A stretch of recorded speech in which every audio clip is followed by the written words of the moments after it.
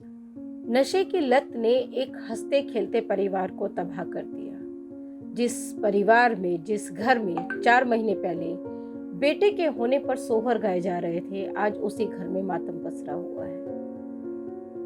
ये जो घटना है ये शॉकिंग है परिवार के लिए, समाज के लिए। और हम लोग इसने इसको इसलिए टेकअप किया है, हम लोग इस पर इसलिए बात कर रहे हैं आज, क्योंकि हमें लगता है कि छोटी छोटी चीज़ों का ध्यान करके हम बड़े हादसों को, बड़े अपराधों को होने से रोक सकते हैं। नमस्कार।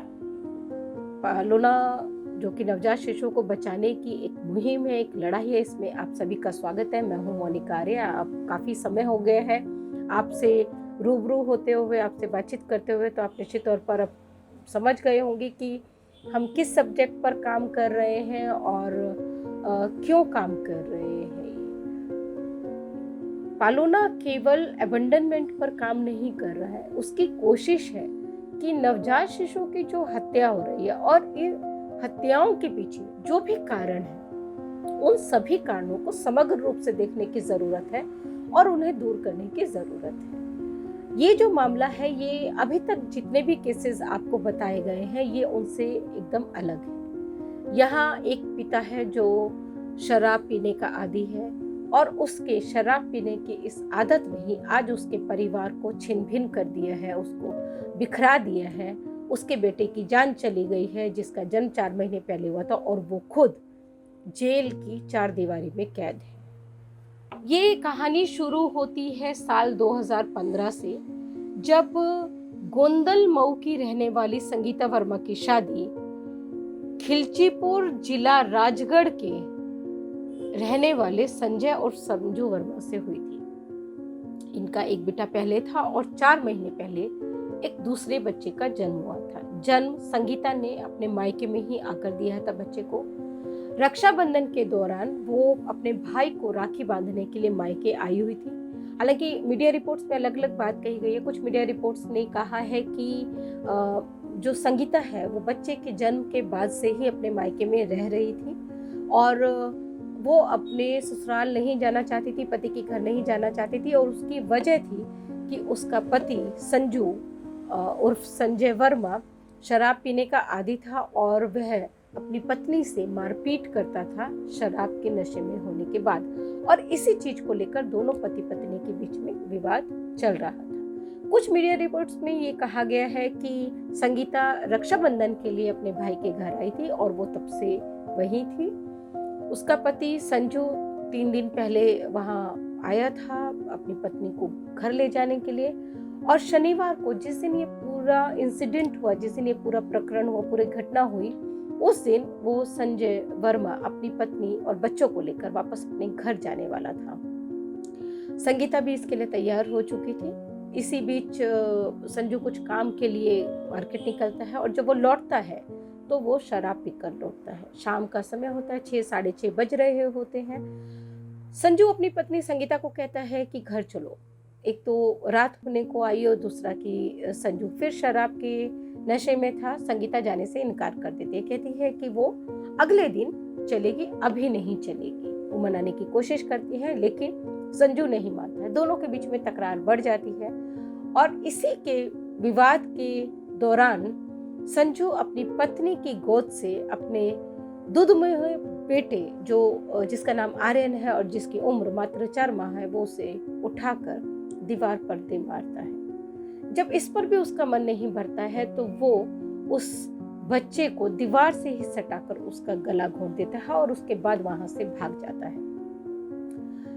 परिवार हतप्रभ रह जाता है, ये अचानक क्या हो गया, कैसे हो गया। तुरंत आर्यन के मामा यानी कि संगीता के भाई देवी सिंह और संगीता बच्चे को लेकर अस्पताल भागते हैं, लेकिन वहां डॉक्टर्स बच्चे को मृत घोषित कर देते हैं। संजू फरार है। पुलिस संजू की खोजबीन में लगी हुई है। वो उसके गांव पहुंचती है। पुलिस को पता चलता है कि संजू वहां आया तो जरूर था लेकिन वापस भोपाल चला गया है। रात में 12 बजे के आसपास संजू एक बार फोन करता है और बच्चे की सलामती के बारे में पूछता है। बच्चे के मामा यानी कि देवी सिंह संजू को बताते हैं कि बच्चा अस्पताल में है। इसके बाद संजू फोन कट कर देता है और उसका फोन स्विच ऑफ हो जाता है। उधर उसके गांव से लौटी पुलिस संजू को खोज रही होती है और उसके बाद संजू को अरेस्ट कर लिया जाता है, उसको गिरफ्तार किया जाता है। वो भोपाल के ही एक एरिया से मिलता है। हम आपको अभी बताते हैं। हाँ, पुलिस उसे भोपाल के मुबारकपुर जोड़ से गिरफ्तार करती है।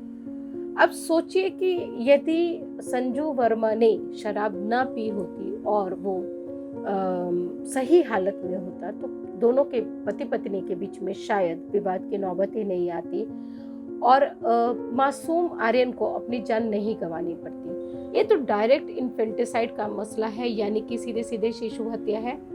निश्चित तौर पर पुलिस ने इसमें 302 लगाई होगी, लेकिन पिता संजू वर्मा बच्चे की हत्या नहीं करना चाहता था। ये अलग बात है कि शराब के नशे में वो इतना ज़्यादा आवेग में आ गया कि उसने बच्चे की हत्या कर दी और वो अपने पर नियंत्रण नहीं रख सका। इसके पीछे शराब की लत है निश्चित तौर पर। तो ये जो मामला है ये आईपीसी 304 का बनता है, अनइंटेंशनल मर्डर का बनता है, और इसके साथ साथ आईपीसी 315 का भी ये मामला है जो कि विशेष तौर पर नवजात बच्चों की हत्या में लगाया जाता है सेक्शन।